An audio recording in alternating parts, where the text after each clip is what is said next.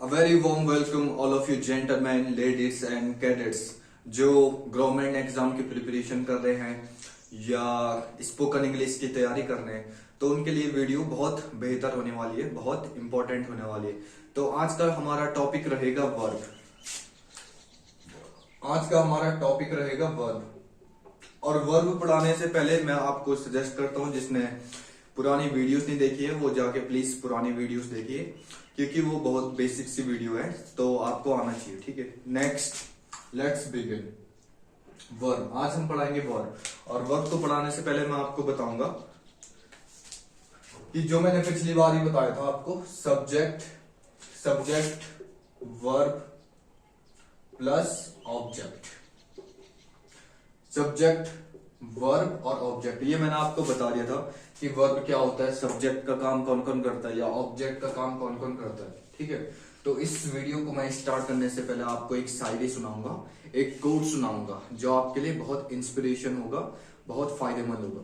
तो वो कोट है, बेहतर से बेहतर होने की तलाश करें, बेहतर से बेहतर होने की तलाश करें, मिल जाए नदी तो समुद्र की तलाश करें, मिल जाए नदी तो समुद्र की तलाश करें। टूट जाते हैं शीशे पत्थर की चोट से, टूट जाते हैं शीशे पत्थर की चोट से। ठीक है, टूट जाते हैं शीशे पत्थर की चोट से, पत्थर टूट जाए ऐसे शीशे की तलाश करें। तो gentleman, let's begin the session. तो मैंने पिछली बार ही बताया था आपको सब्जेक्ट का काम कौन कौन करता है। जैसे मैं आपको आज भी एक एग्जाम्पल बताऊंगा, फिर आपका वर्ब चलेगा। तो एग्जाम्पल बताऊंगा मैं, I love my country. I love my country. I love my country. और नेक्स्ट एग्जाम्पल है,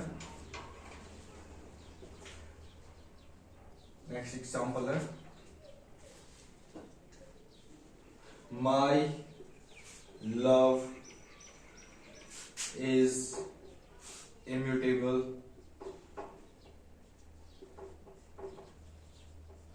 My love is immutable for my country. For my country. तो मेरे बच्चों, मैंने बताया था पिछली बार सब्जेक्ट का काम कौन कौन करता है। बीच में आता है वर्ब, वर्ब से पहले आता है सब्जेक्ट, वर्ब के हमेशा पहले रहेगा सब्जेक्ट, और वर्ब के हमेशा बाद रहेगा ऑब्जेक्ट, और इसके बाद प्रीपोजिशन, कंजक्शन वगैरह कुछ भी आ सकता है। ठीक है, तो सब्जेक्ट का काम कौन कौन करता है। सब्जेक्ट का काम करता है पहला, देखो इसमें तो लिखा है मैंने आई। आई क्या होता है? आई मेरे बच्चों, आई होता है प्रोनाउन। आई क्या होता है? प्रोनाउन। ठीक है, तो सब्जेक्ट का काम कौन कर रहा है? प्रोनाउन। लव होता है वर्ब। लव क्या होता है? वर्ब। तो वर्ब से पहले आता है सब्जेक्ट, तो सब्जेक्ट का काम कौन कर रहा है? प्रोनाउन। तो सब्जेक्ट का काम कौन कर रहा है? प्रोनाउन। तो यहाँ पे सब्जेक्ट का काम कर रहा है प्रोनाउन। फिर आता है वर्ब। वर्ब के बाद हम कितने भी ऑब्जेक्ट रख सकते हैं, या बीच में प्रीपोजिशन आते हैं, एनीथिंग। ठीक है, तो माई कंट्री, किसकी कंट्री? My country. वो बोल रहा है I love my country, I love my country. देखो, कंट्री की विशेषता बता रहा है। विशेषता कौन बताता है कंट्री की? वो बोल रहा है मैं कंट्री को प्यार करता हूं। तो कंट्री हो गया इसमें नाउन, ठीक है, और माई हो गया इसमें एडजेक्टिव, विशेषता, मेरी कंट्री। ठीक है, फिर नेक्स्ट है, my love for my country is immutable. Immutable का मतलब होता है अनचेंजेबल। क्या होता है? अनचेंजेबल, जिसको चेंज नहीं किया जा सकता। ठीक है, तो वो बोल रहा है मेरे देश के लिए मेरा प्यार कभी बदल नहीं सकता। तो इम्यूटेबल मतलब होता है अनचेंजेबल,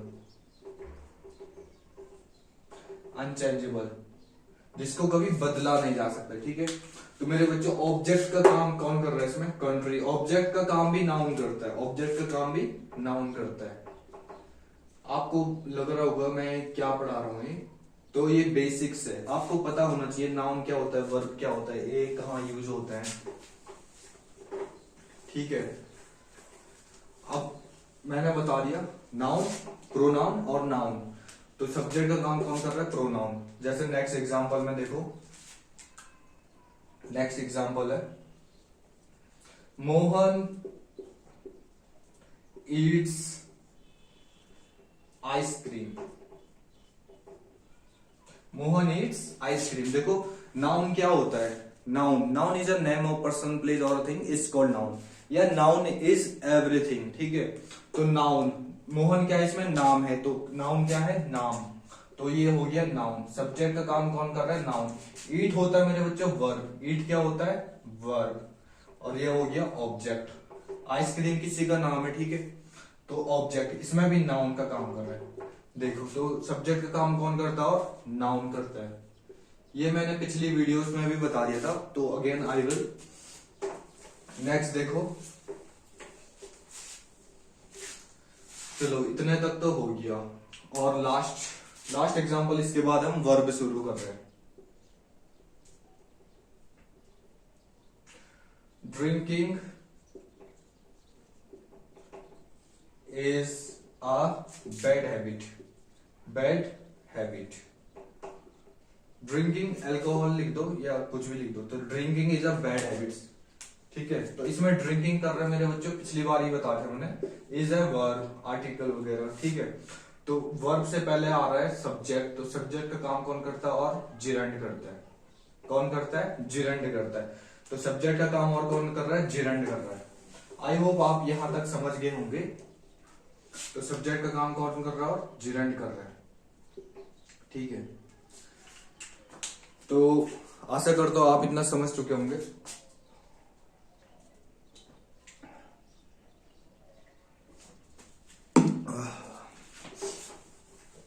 तो आज हम स्टार्ट करने जा रहे हैं वर्ब, बेसिक वर्ब।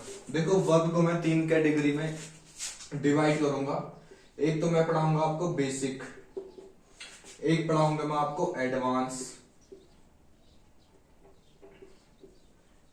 एक पढ़ाऊंगा मैं आपको basic plus advance, basic plus advance, और एक पढ़ाऊंगा मैं आपको एवरीथिंग।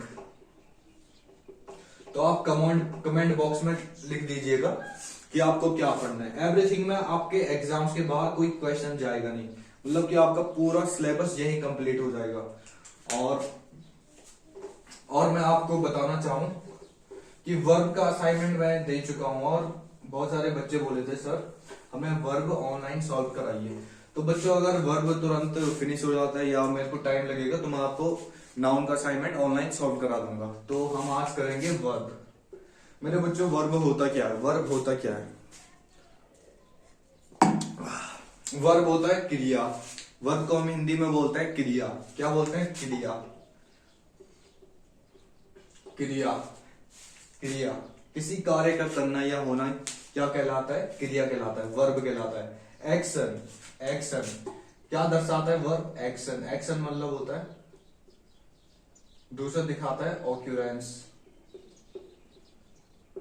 तीसरा दिखाता है स्टेट, ठीक है। एक्शन क्या होगा, आप देखो, अब आप ध्यान से देखिएगा, ठीक है। एग्जाम्पल है I am writing. I am writing में वर्ब क्या है, ठीक है। आई एम राइटिंग, मैं लिख रहा हूं, एक्शन चल रहा है, एक्शन हो रहा है, ठीक है। मैं लिख रहा हूं, एक्शन चल रहा है। ऑक्यूरेंस मतलब होता है घटना, घटना, ठीक है, ठीक है। तो आई एम राइटिंग, मैं लिख रहा हूं, इस समय लिख रहा हूं। प्रेजेंट कॉन्टिन्यूअस, टेंस भी बहुत इंपॉर्टेंट है, पूरा पूरा आपका लाइन टेंस से बना है, ठीक है।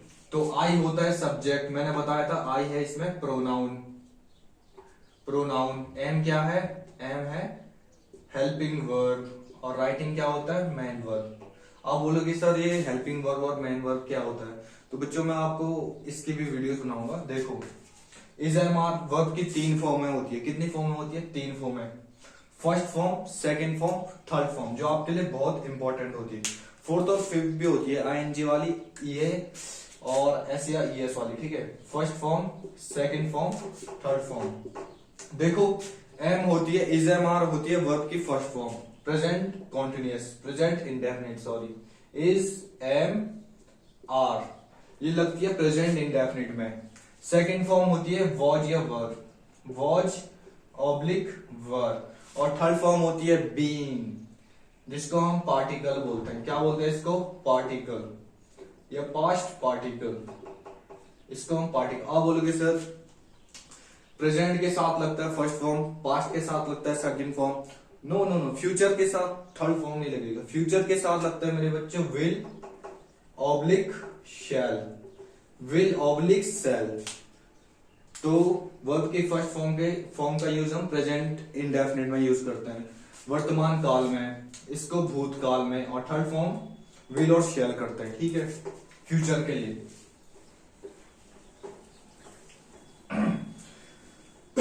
ये सिर्फ बेसिक वीडियो है।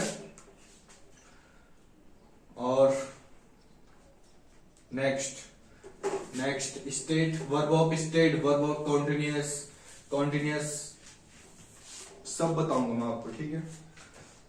कुछ वर्ब होती है जो तीनों सेम होती है और जो आपके एग्जाम्स के लिए बहुत इंपॉर्टेंट है। देखिए वो वर्ब कौन कौन सी है, ठीक है। तो उसको हम बोलते हैं सेम वर्ब या सेम फॉर्म में होती है। जैसे मेरा मतलब है पुट। पुट का मतलब होता है रखना। पुट का मतलब हिंदी में बोलते हैं रखना। पुट की सेकंड फॉर्म होती है पुट और थर्ड फॉर्म भी होती है पुट। आपको ये वाली फॉर्म पढ़नी है, ठीक है, जो कि आपके लिए बहुत इंपॉर्टेंट है। आपको ये वाली फॉर्म पढ़नी है, पुट पुट पुट। देखो सेकंड है रीड, READ, रीड। रीड मतलब होता है मेरे बच्चों पढ़ना। रीड मतलब क्या होता है पढ़ना, और इसकी सेकंड फॉर्म भी सेम होगी पर हम उसको पढ़ेंगे रेड, और स्पेलिंग सेम है, हम इसको पढ़ेंगे रेड रेड रेड रेड। जैसे एग्जाम्पल देखिए, I read a book yesterday। अगर हमने इसमें yesterday लगा दिया, ठीक है, तो ये चलेगा सीधा पास्ट टेंस की ओर। कहां चलेगी? पास्ट टेंस की ओर। तो yesterday की यूज हमने वर्ब की सेकंड फॉर्म, तो सेकंड फॉर्म तो सेम होती है वर्ब की, तो हम इसको पढ़ेंगे I read a book yesterday। I read a book yesterday। तो आई होप आपको इतना तक समझ में आई होगा। देखो आपको सेम फॉर्म में मैं बता रहा हूं, आप उसको स्क्रीनशॉट मार लीजिएगा या नोट करते रहिएगा। तीसरा है बैट। बैट मतलब होता है शर्त लगाना। बैट का मतलब होता है शर्त लगाना। बैट की सेकंड फॉर्म भी होती है बैट और थर्ड फॉर्म भी होती है बैट। अब जो सबसे इंपॉर्टेंट फॉर्म है वो आपके CDS एग्जाम में आया, थ्रस्ट।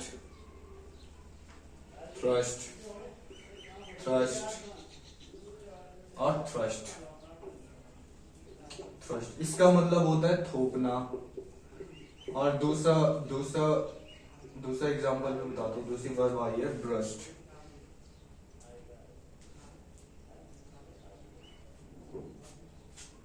यस, थ्रस्ट मतलब होता है थोपना, किसी काम को थोपना, ठीक है, किसी काम को थोपना। तो एग्जांपल में डू, या एग्जांपल आपका आया है ही। सेम एग्जांपल बताऊंगा जो आपके एग्जाम में आया है। He thrusted me a lot of work.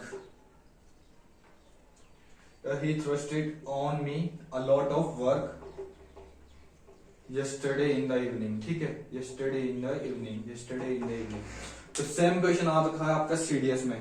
तो थ्रस्ट की तीनों फॉर्म होती है सेम, ठीक है। तो हम थ्रस्टेड नहीं करेंगे मेरे बच्चों, हम थ्रस्टेड नहीं करेंगे, हम यहाँ पे सिर्फ थ्रस्ट करेंगे। तो थ्रस्ट की तीनों फॉर्म होती है सेम। तो put, read, red, bat, thrust, ठीक है। क्विट, QUIT, क्विट मतलब होता है छोड़ना। क्विट की तीनों फॉर्म होंगे सेम, क्विट। मैं आपको एग्जांपल बताते रहूंगा इसके साथ ही। क्विट। स्प्रेड मतलब होता है फैलाना।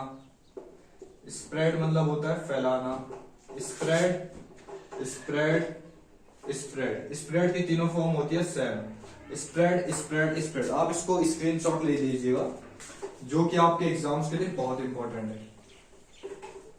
देखो मेरे बच्चों, जो बहुत इंपॉर्टेंट है, अब लेट मतलब होता है करने देना, ठीक है, हिंदी में करने देना। तो लेट की तीनों फॉर्म होती है सेम, लेट लेट लेट। तो एक एग्जांपल के साथ मैं आपको बताऊंगा। प्रेजेंट टेंस, पास्ट टेंस और पास्ट पार्टिसिपल। ठीक है, प्रेजेंट में हम वर्ब की फर्स्ट फॉर्म का यूज करते हैं, पास्ट में सेकंड फॉर्म का यूज करते हैं, फ्यूचर में विल और शैल करते हैं। तो एग्जांपल है आपका let me do this, let me do this work, let me do this work, मुझे यह काम करने दो। ठीक है, तो आप बोलोगे सर लेट अगर लेट के बाद आपने आई क्यों नहीं करा, आई क्यों नहीं करा, मी ही क्यों करा। ठीक है, आई क्यों नहीं करा, मी क्यों करा।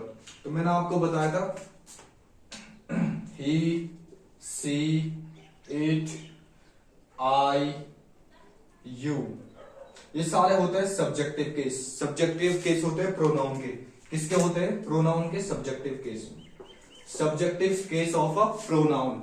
और इनका ऑब्जेक्टिव केस क्या होता है? ऑब्जेक्टिव ही का होता है him, I saw him. Him का यूज करते हैं हम बॉय के लिए। किसके लिए? बॉय के लिए, किसी भी लड़के के लिए या मेल जेंडर के लिए। ठीक है, सी का करते हैं हम फीमेल जेंडर के लिए।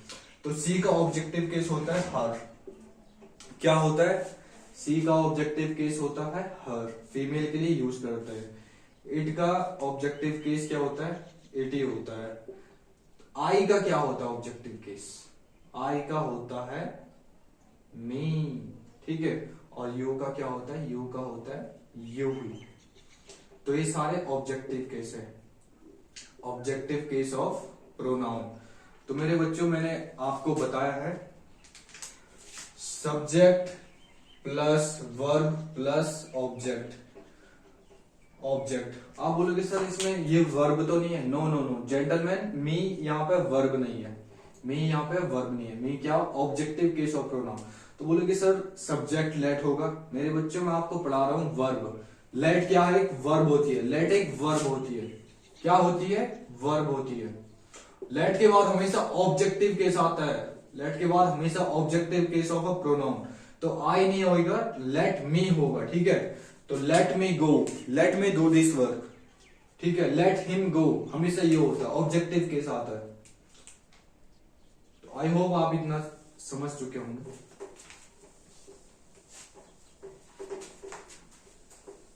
देखो नेक्स्ट फॉर्म है सेट। सेट मतलब होता है अस्त होना, अस्त होना। सनसेट, सनसेट बोलते हैं ना जैसे, तो सेट सेट सेट, तीनों फॉर्म इसकी सेम होगी। Set set set. ठीक है, अस्त होना। Shut, SHUT, shut. शट मतलब होता है बंद करना, बंद करना। ठीक है, तो सट सट शट। जैसे हम बोलते हैं ना, प्लीज शट द डोर, दरवाजा बंद करो। ठीक है, तो शट शट शट। फिर आपको पढ़ा चुका हूं। कॉस्ट मतलब होता है मूल्य लगाना, मूल्य लगाना, बोली लगाना, मूल्य। Cost cost cost.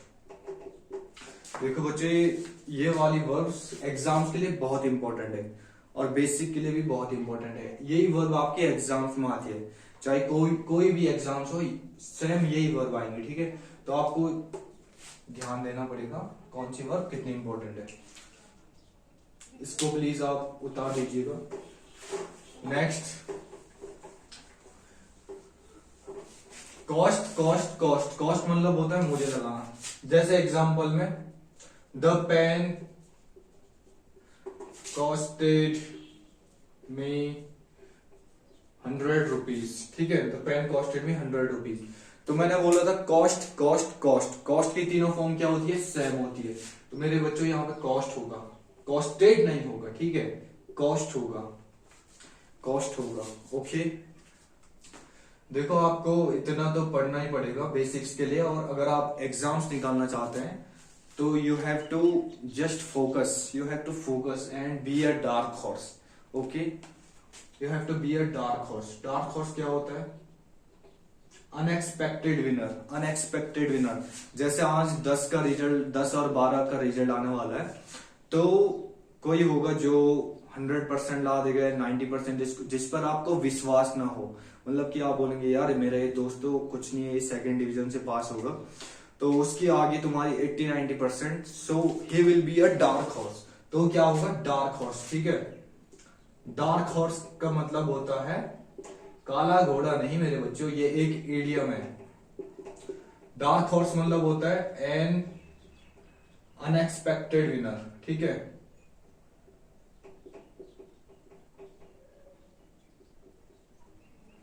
N unexpected winner मतलब कि जिस पर हमको भरोसा ही नहीं है कि ये कुछ कर सकता है, तो he will be a dark horse.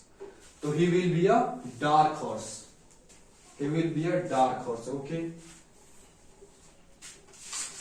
तो ये कुछ फॉर्में थी जो सेम फॉर्म थी जो एग्जाम्स में बहुत इंपॉर्टेंट है और एग्जाम्स में आती रहती है, ठीक है। तो बेसिक वर्क में तो यही होता है। और मैं आपके लिए असाइनमेंट ऑलरेडी बना चुका हूं और असाइनमेंट प्रोवाइड कराऊंगा और ऑनलाइन ही सॉल्व कराऊंगा।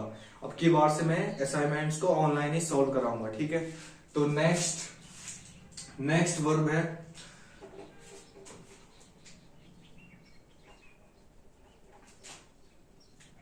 Beer, bore, बॉर्नी, BORNE। ये कंफ्यूजिंग वर्ब है, ठीक है, कंफ्यूजिंग वर्ब। इसका मतलब होता है पैदा, इसका मतलब होता है बर्दाश्त करना, बर्दाश्त करना, ठीक है, बर्दाश्त करना। First form, second form, third form. इसका मतलब होता है बर्दाश्त करना, ठीक है। टॉलरेट, जिसको हम इंग्लिश में टॉलरेट भी बोलते हैं, टॉलरेट, ठीक है। Bear, bore, borne. और नेक्स्ट है bear, bore, borne. Bear, bore, borne, जिसका मतलब होता है पैदा करना। क्या होता है, पैदा करना। तो एग्जाम्पल में बताऊंगा मैं आपको। He was burning from a effluent family. वो क्या है, एफ्लुएंट फैमिली के द्वारा पैदा किया गया, ठीक है, या उसका जन्म एफ्लुएंट फैमिली में होना। एफ्लुएंट का मतलब क्या होता है, एफ्लुएंट का मतलब होता है रिच, अमीर। वोकेबलरी भी बहुत इंपॉर्टेंट है आपके लिए, एनडीए के लिए, सीडीएस के लिए, ऑल एग्जाम्स के लिए। तो एफ्लुएंट का मतलब होता है रिच, रिच मतलब होता है अमीर। तो वो क्या, उसका जन्म किसके द्वारा हुआ, एक अमीर फैमिली में हुआ, ठीक है। तो बॉर्न ही नहीं आएगा मेरे बच्चों, बॉर्न आएगा यहाँ पे, बॉर्न आएगा। आप बोलोगे सर आपने थर्ड फॉर्म का यूज, तो मेरे बच्चों ये पैसिव वॉइस है। क्या है, पैसिव वॉइस है, ठीक है। वॉज वर्ड के बाद पैसिव वॉइस आता है, थर्ड फॉर्म का यूज होता है, ठीक है। तो बॉर्नी मतलब होता है पैदा करना। आप एग्जाम्पल भी नोट करते रहिएगा जिससे आपको आसानी होगी, एफ्लुएंट आसानी होगी समझने में, ठीक है। नेक्स्ट है लाई, लाइट, लाइट, बहुत इंपॉर्टेंट है, ठीक है। और नेक्स्ट है lie, lay, land. Lie, light, light, do not lie to me, झूठ बोलना। लाई, लाइट, लाइट मतलब होता है झूठ बोलना। और लाई, ले, लैंड मतलब होता है लेटना, ठीक है, लेटना। Do not lie to me, मुझसे झूठ मत बोलो। He is laying on the bed, या he is lying on the bed, वो बेड पर सो रहा है, ठीक है। ये बहुत इंपॉर्टेंट है। जैसे नेक्स्ट सी, सी मतलब होता है देखना, सॉ, सीन, इसका मतलब होता है देखना, ठीक है। और नेक्स्ट है सॉ, सॉड और सॉड, इसका मतलब होता है आरी से चीरना या काटना, आरी से चीरना, चीरना या काटना, आरी से चीरना या काटना, ठीक है। एग्जाम्पल्स में देखो, बहुत इंपॉर्टेंट है, please just focus, just listen to me. Exams में एग्जाम्स के लिए बहुत इंपॉर्टेंट है बच्चों। एग्जाम्स में आए हैं, तुम्हारे एयरफोर्स के एग्जाम्स में आए हैं, ही सॉड मी यस्टरडे, उसने मुझे क्या, यस्टरडे, देखो बच्चों, उसने उसे चीरते हुए देखा, उसने उसे चीरा, इसका मतलब होता है इसने, ही ने उसे चीरा, ठीक है। सॉर्ट मतलब होता है आरी से चीरना या काटना। ही ने उसे चीरा होगा या देखा होगा, ठीक है। आरी से चीरा होगा या देखा होगा, तो देखा होगा ना तो सॉ लगाएंगे हम, यस्टरडे की बात हो रही है तो वर्ब की सेकंड फॉर्म सॉ लगाएंगे, देखने के लिए सॉ लगाएंगे, सी सॉ सीन, ना कि आरी आरी काटना या चीरने से, ठीक है। तो बहुत इंपॉर्टेंट है, बहुत ज्यादा इंपॉर्टेंट है, ठीक है। तो आपका असाइनमेंट्स भी आ चुका है, और असाइनमेंट्स में कुछ क्वेश्चन है, ठीक है, जो आपके लिए बहुत इंपॉर्टेंट है। जैसे जैसे इसका एग्जांपल देखो, ठीक है। He lied on the grass, he lied on the grass for hours, घंटों तक सोया रहा, ग्रास के ऊपर घंटों तक लेटा रहा, ठीक है। Grass, enjoying the cool breeze, enjoying the cool breeze, cool bridge मतलब होता है ठंडी हवा, माइल्ड एयर, ठंडी हवा माइल्ड एयर, कूल ब्रीज मतलब होता है माइल्ड एयर, सुहावनी हवा, ठीक है, माइल्ड एयर। तो घंटों पर लेटा रहा। अभी मैंने आपको लाई लाई लाइट की तीनों फॉर्म बताई थी, लाई, लाइट, लाइट, इसका मतलब होता है झूठ बोलना, झूठ बोलना, और लाई, ले, लैन, इसका मतलब होता है लेटना। तो मेरे बच्चों आप बताओ कौन सी वाली वर्ब आएगी। वो घंटों तक लेटा रहा, ठीक है, पास्ट की बात कर रहे, घंटों तक लेटा रहा, एंजॉयिंग द कूल ब्रीज। आपके लिए मैं एक कोड भी लिख देता हूं जो आपके लिए बहुत इंपॉर्टेंट है। Rome was not built in a day, ठीक है, बहुत इंपॉर्टेंट लाइन है कि रोम एक दिन में नहीं बना, ठीक है। रोम एक प्लेस है, ये एक इडियम है, इडियम या लाइन बोल सकते हैं, कोड बोल सकते हैं। इसका मतलब होता है कि मेरे बच्चों अगर आपको ऑफिसर बनना है, एनडीए क्रैक करना है, तो वो एक दिन की पढ़ाई से नहीं होगा, उसके लिए काफी दिन लगेंगे। इसलिए बोला Rome was not built in a day. Rome एक प्लेस है जो इटली में है, वो एक दिन में नहीं बना, बहुत ब्यूटीफुल सिटी है, बहुत टाइम लगा उसको बनने में, ठीक है। तो ऑफिसर बनने के लिए आपको पेशेंस रखना पड़ेगा, ठीक है, पेशेंस रखना पड़ेगा। You have to patience, you have to be patience, you have to be patient, ठीक है। तो मेरे बच्चों इसमें बताओ आप, he lied on the grass आएगा या ही ले ऑन द ग्रास आएगा। उसने घास से झूठ बोला या वो घास पर लेटा, तो इसमें होगा वो घास पर लेटा। तो लाइट की सेकंड फॉर्म क्या होती है, लेटने की सेकंड फॉर्म, लेटने की सेकंड फॉर्म होती है ले। तो घंटों तक लेटा रहा, ही ले ऑन द ग्रास, ना कि लाइड आएगा, ठीक है। नेक्स्ट एग्जांपल कराऊंगा मैं आपको पीडीएफ में दे दूंगा, ठीक है। व्हाट्सएप ग्रुप में आप जुड़ जाइएगा, अमेजोन वाले व्हाट्सएप ग्रुप में आपको मिल जाएगा वहां पर। नेक्स्ट एग्जांपल है the telescope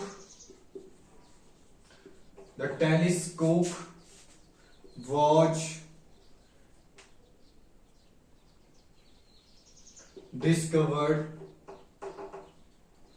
discovered by Galileo.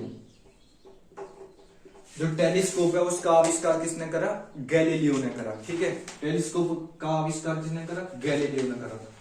तो मेरे बच्चों टेलीस्कोप एक ऐसी चीज है या वस्तु है, थिंग है, गुड्स है, जो बनाई गई, ना कि वो डिस्कवर करी गई। उसका क्या करा, इन्वेंट करा उसको, ठीक है, उसको बनाया गया। तो डिस्कवर की जगह में होगा इन्वेंटेड, किसके द्वारा, गैलीलियो के द्वारा, ठीक है, इन्वेंटेड आएगा। आप बोलोगे सर थर्ड फॉर्म क्यों लगा रहा हूं, तो किसी के द्वारा, ठीक है, किसी के द्वारा, तो वर्ब की थर्ड फॉर्म इसलिए लगा रहे हैं क्योंकि ये पैसिव वॉइस है, because it is a passive voice. तो किसी के द्वारा, बाय, वॉच के बाद थर्ड फॉर्म आता है पैसिव वॉइस में हमेशा। तो टेलीस्कोप वॉच डिस्कवर नहीं होगा, इन्वेंटेड होगा।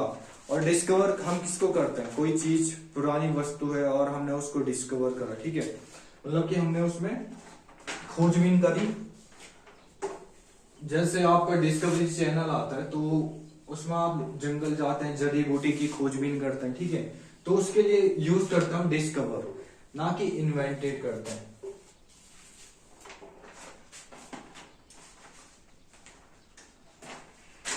जैसे एग्जांपल है, सी वॉच सिटिंग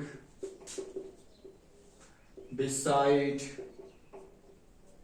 मी, वो क्या है, मेरे बगल में बैठी थी, ठीक है, सी वॉज सिटिंग बिसाइड मी, वो मेरे बगल में बैठी थी, ठीक है। तो बिसाइड का मतलब होता है बगल में, बगल में, ठीक है। बिसाइड के दो यूज है, देखो, BESID, बिसाइड मतलब होता है के बगल में, के बगल में, इन द साइड ऑफ। और बिसाइड्स, बिसाइड्स अगर इसके पीछे एस लगा तो इसका मीनिंग चेंज हो जाता है, ठीक है। इन एडिशन टू मतलब के बावजूद, या इन एडिशन टू के अलावा, इन एडिशन टू के अलावा। एग्जाम्पल बताऊंगा मैं आपको, बहुत इंपॉर्टेंट। तो देखो यहाँ पे बिसाइड्स तो सही लगा है,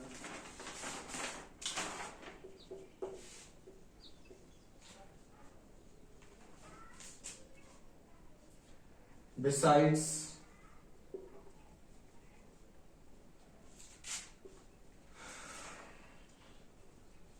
बिसाइड्स प्ले, या एक मिनट,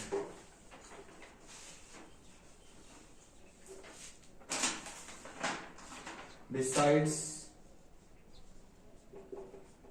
अ डॉक्टर,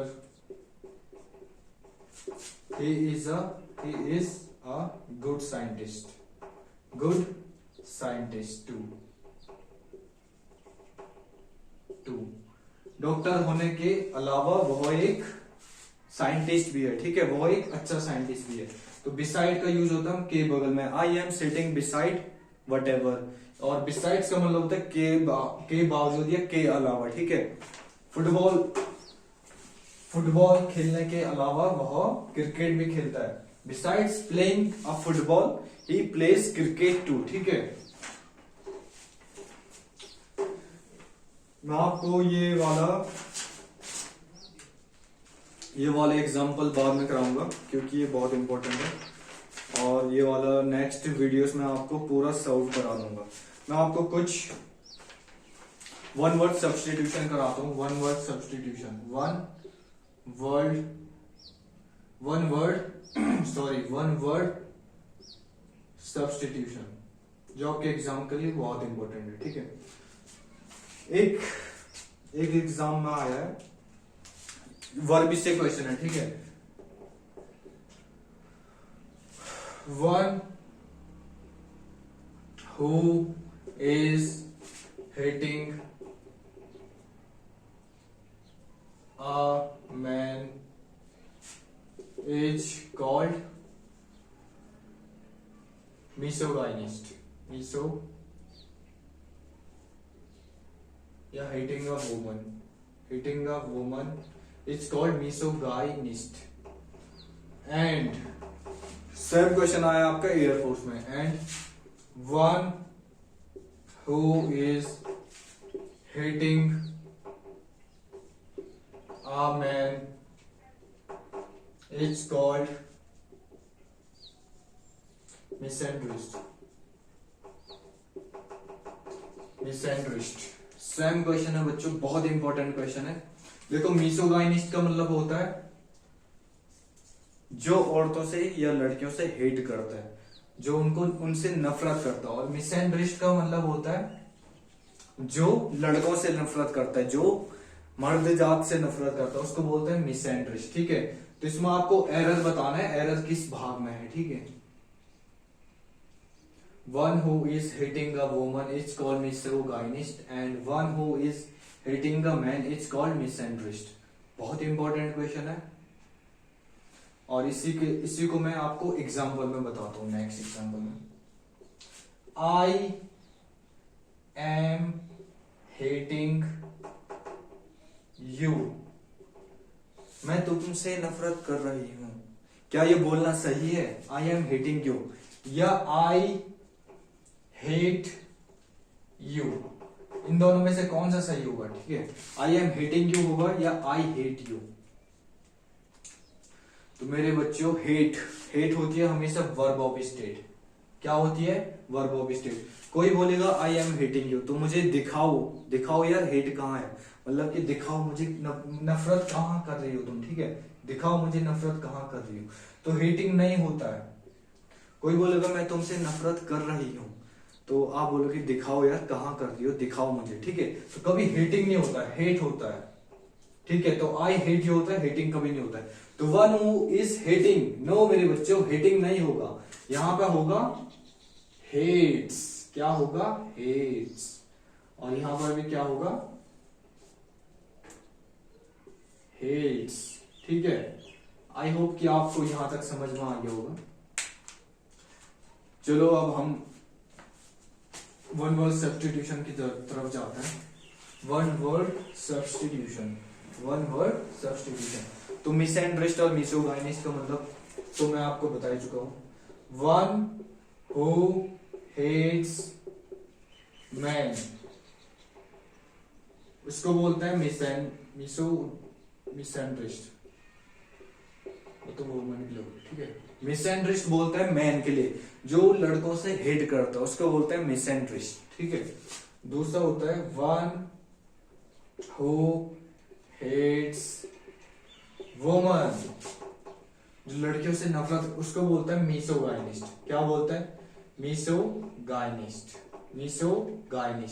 ठीक है, गाइनिस्ट, मिस मतलब होता है हेट। देखो याद करने का सही तरीका है, मिस मतलब होता है हेट, मिस का मतलब होता है हेट। ठीक है, गाय, अगर जहां पे गाय आ गया ना, जैसे गायनोकोलॉजिस्ट, वुमन स्पेशलिस्ट को बोलते हैं गायनोकोलॉजिस्ट, तो इसका मतलब होता है वुमन। तो याद करने का सही तरीका है। ठीक है, नेक्स्ट वन वर्ड सब्स्टिट्यूशन में देखेंगे हम।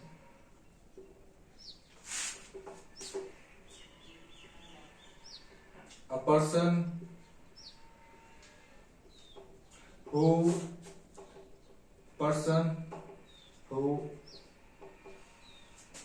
abstain alcoholic and drinks, जो मतलब अल्कोहलिक ड्रिंक्स से दूर रहता है। एब्सटेन मतलब होता है दूर रहना या परहेज करना। ठीक है, उसको क्या बोलते हैं? जो मतलब उसको छूता तक नहीं है या देखता तक नहीं है या उसको पीता नहीं है। ठीक है, तो उस आदमी को क्या बोलते हैं? जो अल्कोहल को छूता नहीं है, पीता नहीं है। ऐसा नहीं कि कभी कभी पीता है, नो नो नो नो, मतलब कि उसको पीता ही नहीं है, तो उसको बोलता हूं टी टोटलर। तो you are a teetotaller. Are you guys? You guys are teetotaler? I hope you must be a teetotaler. तो guys, मेरे जेंटलमैन, मैं आपको नेक्स्ट वीडियोस में वन वर्ड सब्स्टिट्यूशन भी कराऊंगा और असाइनमेंट भी सॉल्व कराऊंगा, नाउन की भी और वर्ब की भी। ठीक है, और आपके लिए वोकेबलरीज भी लाते रहूंगा और डेली वीडियोस पर वीडियोस डालते रहूंगा। ठीक है, जय हिंद, सी यू सून। हम वीडियोस को इतनी रखती हैं, जल्द ही मिलेंगे। Thank you so much.